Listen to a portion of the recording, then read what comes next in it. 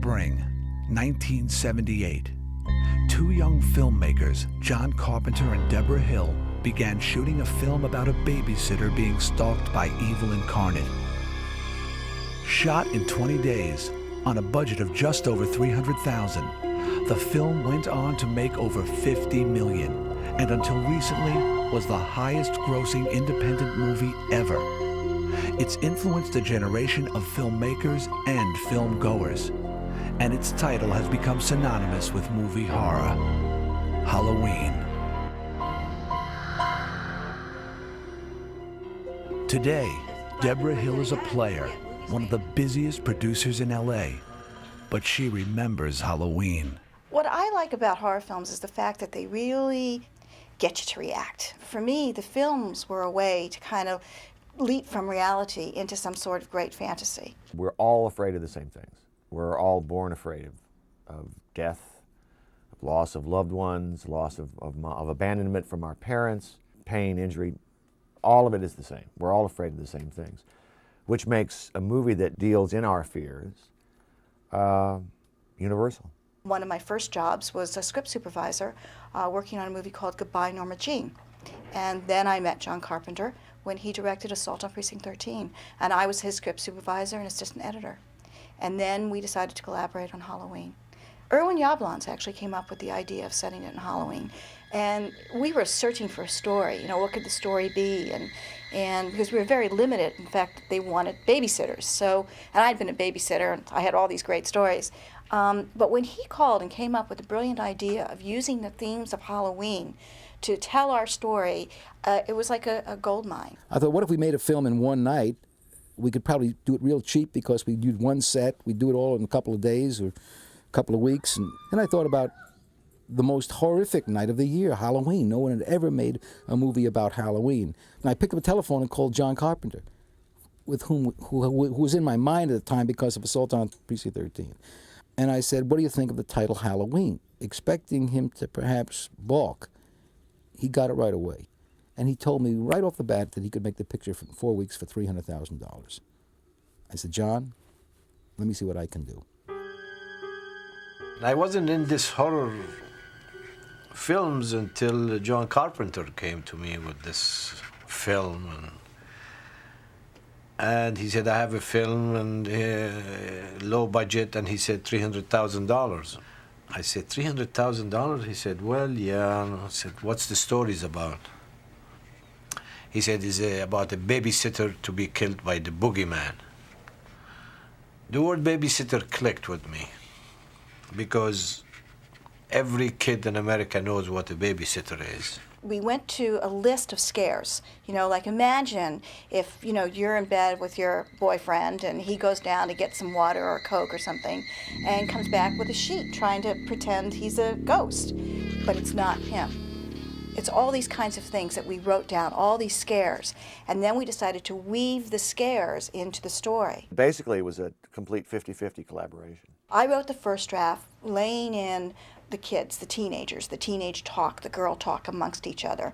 And John came back with a pass for the Sam Loomis character, which was played by Donald Pleasance. So all the stuff about evil and everything is really John's.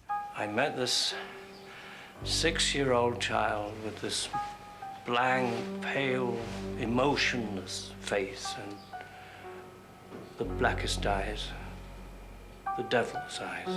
The opening shot of the picture took an entire day to film. It's actually 2 shots.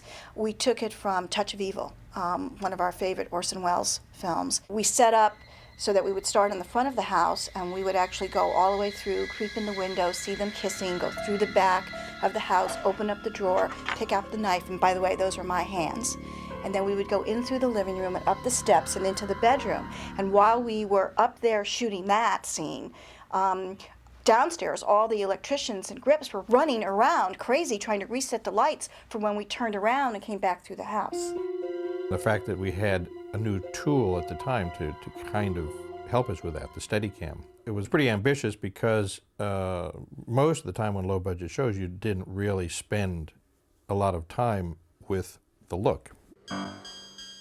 Every town has a haunted house, and in Haddonfield, it belongs to the Myers family.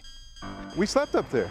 Anybody who's a fan of the film remembers Nancy Loomis. Wow. I'd like to tell you that a lot of mysterious, weird things happened or that we had this big passionate love scene, but in fact, as soon as everybody was gone and we got up there, we just sort of looked at each other and we're so tired. We just conked out. The end. Not quite. The Halloween crew used other locations in and around Pasadena. All right, what you're looking at is the original Halloween street. And I felt like this had the look we needed. Overhanging trees, could be anywhere. And yet on film, they don't look like rich people live here. They just like Beaver Cleaver lives here. The filmmakers also used the stately homes of West Hollywood. Hi, I'm Brian Andrews, Tommy Doyle from the Halloween.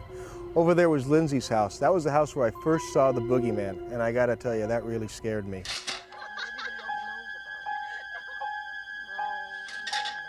Over here, we have the Doyle house. I'd like to apologize to everyone for taking so long to get to the door and leaving poor Jamie Lee Curtis stranded out there, possibly in fear for her life. A lot of Halloween's success was due to the creative partnership between its director and cinematographer. Get upstairs. What is it? All right, upstairs, get Lindsay, lock the bedroom door. Do as I say! Hurry! Dean and I sat down and watched Chinatown. There is a real creepy feeling to Chinatown in the way it's shot. It's beautiful, it's sunlit, it's California, but on the other hand, there's something really off about it. And so we talked about this being a small town that's something strange here. He did a whole lot of blue backlight, okay? Creepy lighting, and it was really effective. It became a kind of cliche after he used it. Jamie Lee has been chased in the house and she's hiding in the corner, and the shape, as we called him, gradually sort of materializes in the shadows behind her. Using a light on a dimmer, I brought it up so that it just barely began to expose the white face of the shape, the killer, hiding in the background there. I always remembered John Carpenter and Deborah Hill seemed always, very preoccupied with getting everything perfect.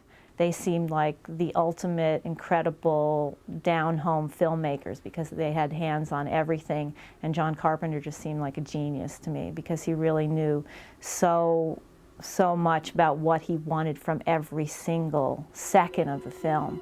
Veteran actor Donald Pleasance came in for 5 shooting days to portray the shape's nemesis, Dr. Sam Loomis. Donald Pleasance was just an amazing actor. He's the kind of guy who just knew the character. We only had 5 days with him. He was just really great. He gave 150%. And he was like the elder on the set. Those days, kids making movies was rare.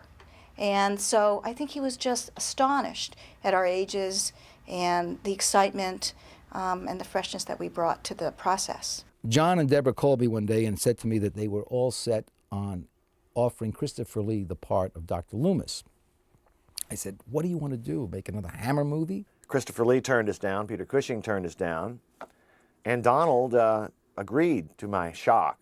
And we sat down to have lunch, and he says, I don't understand this script. I don't like this script. I don't know who my character is. The only reason I'm doing this is because my daughter thought your first movie was cool. So tell me why I'm doing this. I'm scared to death. Oh, my God. And I only realized later when we became friends that what Donald likes to do is he wants to find out how much you want to do the movie. He wants to find out how passionate you are as the director. And so that's his little trick. Donald, his action is he runs and he shoots the shape, blows him out of a window. On the set, I was shooting his reaction. So he says, I can play this, what do you want me to do? I can play this 2 ways. I can play this, oh my God, he's gone, or I knew this would happen.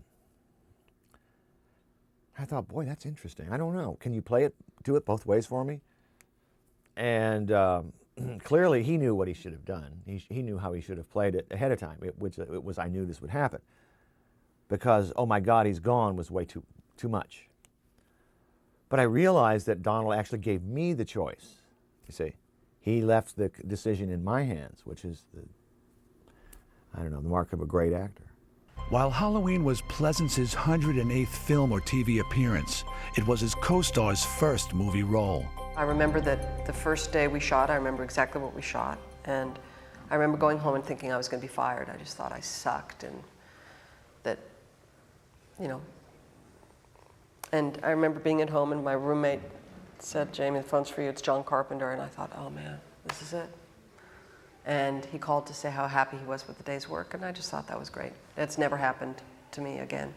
We saw a lot of girls to play the Laurie Strode character, and Jamie was just so vulnerable and so real and so fresh. So she really didn't come with sort of the acting chops that most of the young girls were portraying at the time.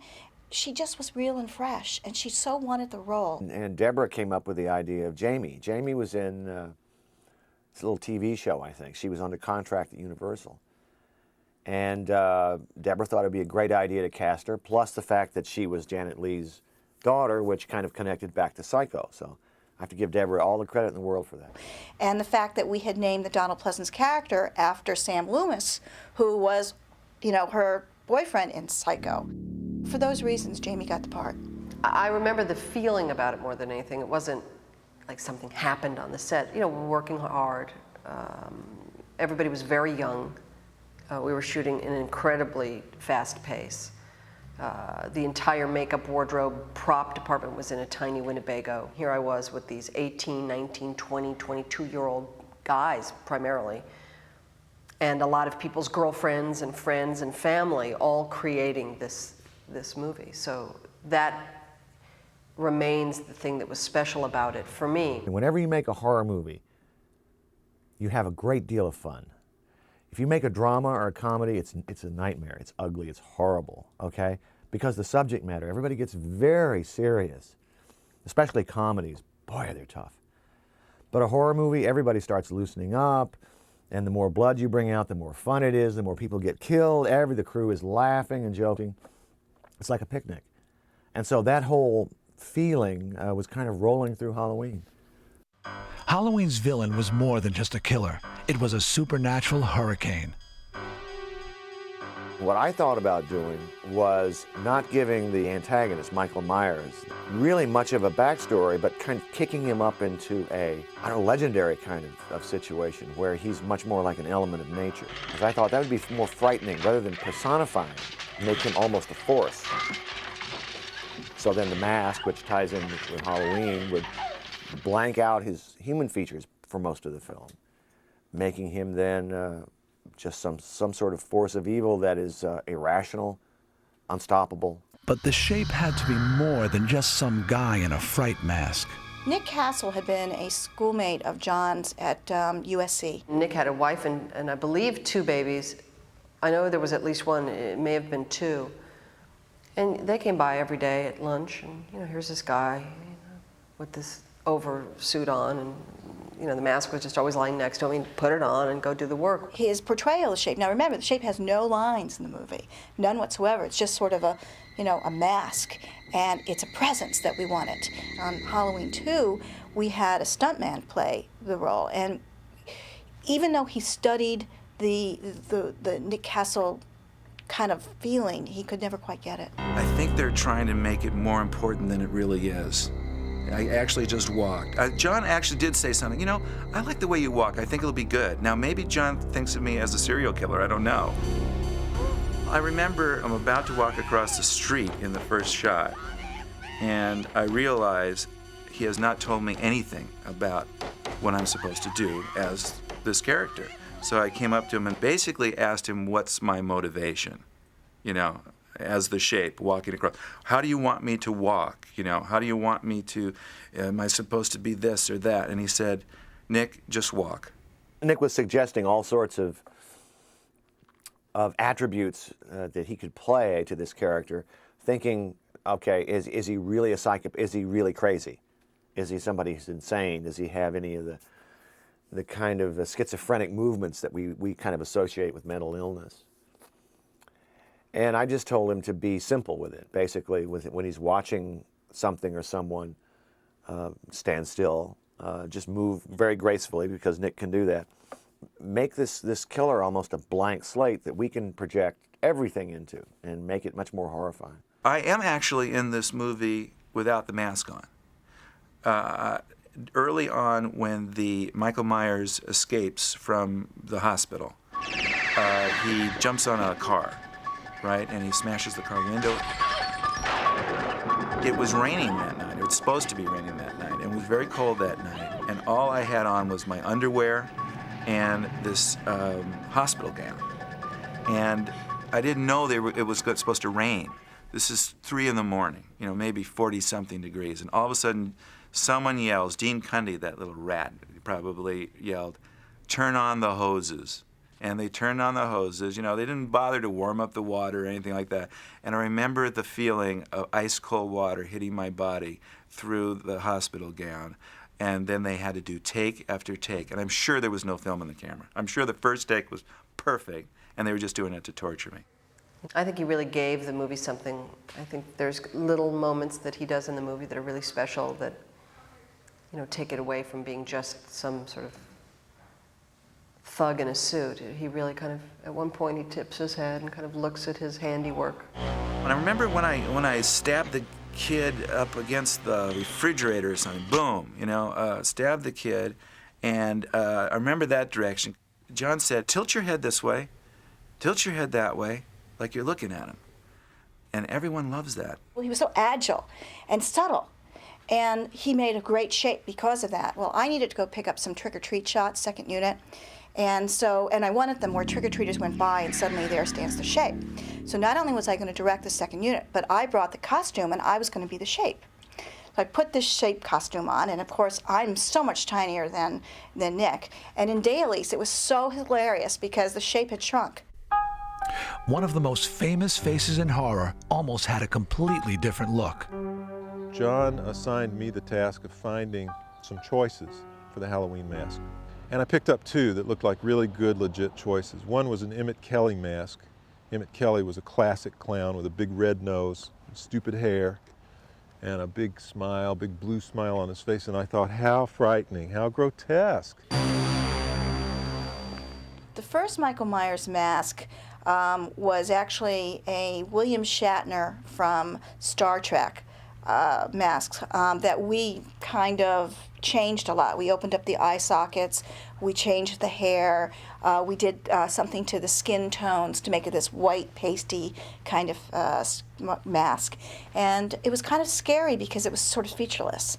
And that's what we're going for. And first it was the Emmett Kelly mask, and he came out of the bathroom wearing it, and everyone agreed it was pretty eerie. It was strange. It was weird, made you uncomfortable, and you knew that was a scary situation. Went back, came out with the other mask, and a cold chill ran up everybody's spine. It was so scary looking. It was so demented, it was so sick that we knew we had it. I wasn't impressed with the mask at first. I thought the mask was fake. I thought it was phony. I didn't like it. I thought the mask wouldn't work, but I was wrong. For the only time in the series, Michael's face is revealed for a split second on camera. For that one shot, we brought in an actor, imported, a guy who hadn't been part of it, and did the reveal to, as I remember, he was sort of a blonde, nondescript sort of face, almost sort of the other side of the Captain Kirk mask was, a nondescript face. But this kid had a youngish looking face, okay? And I don't even remember who he is now. But what he had to do was take the mask off and react. I think he'd been stabbed or something in the face. And people read into his face much more horror than is there. It really isn't much to it. It's just a kid. The film's lack of blood was offset by one of its most distinguishing features, Carpenter's brilliantly menacing score. I had to do the music to Halloween in about 3 days. I had to do the whole score so I could go in and perform it and get out. My dad had taught me 5/4 time on a set of bongos when I was young. So just to teach me some rhythms. They're not 4/4 time, it's off one. And so I decided just to do that as an octave on a piano.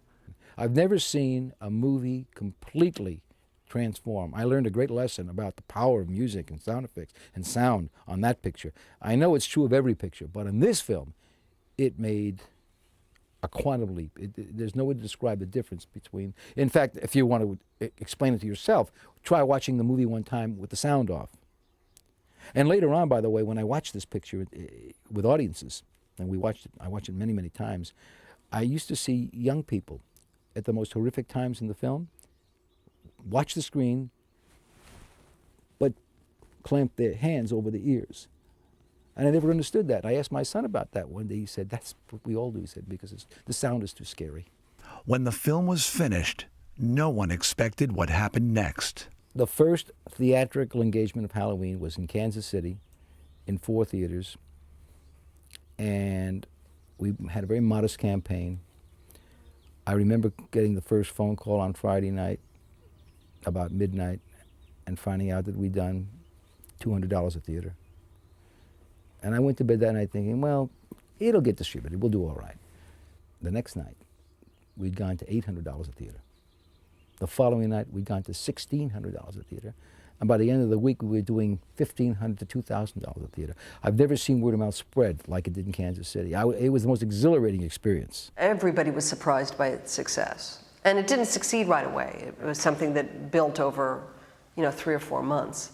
And even then, it wasn't like I walked down the street and people were going, hey, Laurie Strode, all right. I mean, again, 1978, it certainly did very, very well, and it made, a lot of other people a lot of money. And for me, it gave me a movie career. Most pictures, they open and they go down. In this picture, it was just the opposite. It opened and went up. There were 2 exhibitors in Boston that I used to sell pictures to, and they had made some money on Halloween. They called me up and they asked me, Irwin, how did you make the picture? How much did it cost? How do you do it? What do you do? The next thing I know, they hired a young filmmaker, and they took the picture and practically shot it frame for frame. Another man came along and hired Jamie Lee Curtis and made a picture called Terror Train, which just about duplicated Halloween on a train. And so it went. Finally, I turned to my partners and I said, this is nuts. We've got to make another Halloween. The first time I saw the film with an audience, it was, I think it's called the Egyptian Theaters in Hollywood, the kind of seedy part of Hollywood and Vine. It wasn't fixed up then. And I was with Dennis and sitting in like 3rd or 4th row and just wanted to see it with a regular kind of audience. And there was this really big guy sitting behind me. And when that scene came up where I say, see anything you like this, the guy behind me goes, hot damn, you bet your ass I do. One person I'll never forget in Boston, we screened the film one time, and it was a large audience, and by the 4th resurrection, somebody yelled out, you dumb bitch, you deserve to die. I think the simplicity of the story and the way it was told is what made the movie really unique. How many 20-year-old pictures do you have that keep their popularity? Halloween is the Gone with the Wind of the horror movies. The last shot of the film, looking down at the empty grass there, and then a little montage of all the places we've been. Evil never dies. You can't kill it. He has no morality. You don't know where it's coming from. It's your deepest, darkest fear. Sadly, Michael Myers passed away this week, the real Michael Myers. He was the distributor in London who had distributed Assault on Precinct 13. He was very sweet and dear, and he was confused. He said, what do you see about my personality? Why did you do this? But I told him that it was a tribute, because he basically started my career. He may be the only mass murderer who's on a first-name basis with movie audiences around the world. I couldn't believe the fans that are really so addicted to these Halloweens. They know so much about it, more than I do, as far as details and the family relationship in the story and the cast and the costumes, and they want to know who is playing Michael Myers, the one next. I get letters from people that still, that what they say is, Mr. Castle, we love your work, we love your direction on The Last Starfighter. Boy, Major Payne was really funny. Can you sign this picture of the shape, please? I get at least 4 or 5 letters a week, and Carrie, Halloween, Stripes, Rock and Roll High School, but they always talk about Halloween. I wear my Halloween pin with great pride. You know, I tried very hard through 22 now years of making movies to always hold up Halloween and say, you know, A, it was the best experience I ever had. It was by far, up until True Lies, the best part I ever had. You know, I tried to point out the irony that in those exploitation movies, I was intelligent, forthright, fought back against adversity, and was the lead in those movies for that role. Halloween redefined the horror film and opened the doors for 2 decades worth of imitators. But none have had the impact or the nail-biting effectiveness of Michael Myers, because real terror stands the test of time. You know, in every script they want to kill him, they want to destroy him. I tell them, wait a minute, Michael Myers, I love this guy. Because I was on some tour for something, and they showed it to a bunch of college kids. I've never heard anything like it. The place was going nuts. It was apeshit. And I'm outside the door thinking, this is fantastic. How great. It made it all worthwhile. That was what they were supposed to do, scream their lungs out.